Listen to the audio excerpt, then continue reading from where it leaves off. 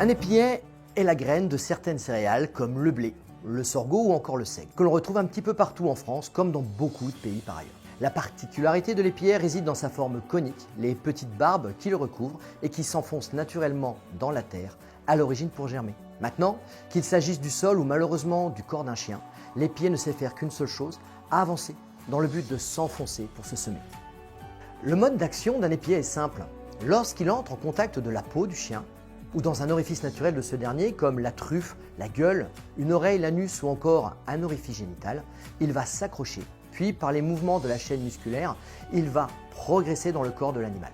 La marche, la course ou même le mouvement du museau lors de la ventilation, chaque action d'une fibre musculaire va faire progresser mécaniquement l'épillet, qui va rentrer plus profondément dans le corps de l'animal, générant une infection à court terme plus ou moins grave. Afin d'éviter tout problème lié aux épillets, on vérifie toujours au retour de balade l'ensemble de l'animal, y compris entre les coussinets, dans les oreilles ou les autres orifices naturels. Si on en trouve, on retire les épillets qui ne se seraient pas enfoncés dans sa peau. Par facilité, on utilise ses doigts ou une pince à écharde si besoin.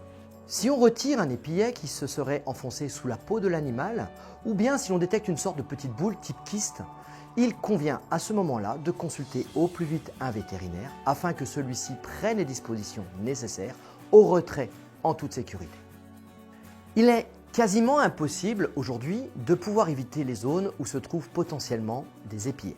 Du champ de blé, qui est la plus grande zone à risque, jusqu'au platane en ville, au pied duquel un oiseau aurait laissé tomber une graine, les épillets sont partout. Ces graines font partie de notre vie quotidienne. En termes de prévention, il est recommandé de choisir des chemins de balade où ne sont pas présents les graminées qui en sont dotés, d'inspecter son chien au retour de balade et de le brosser.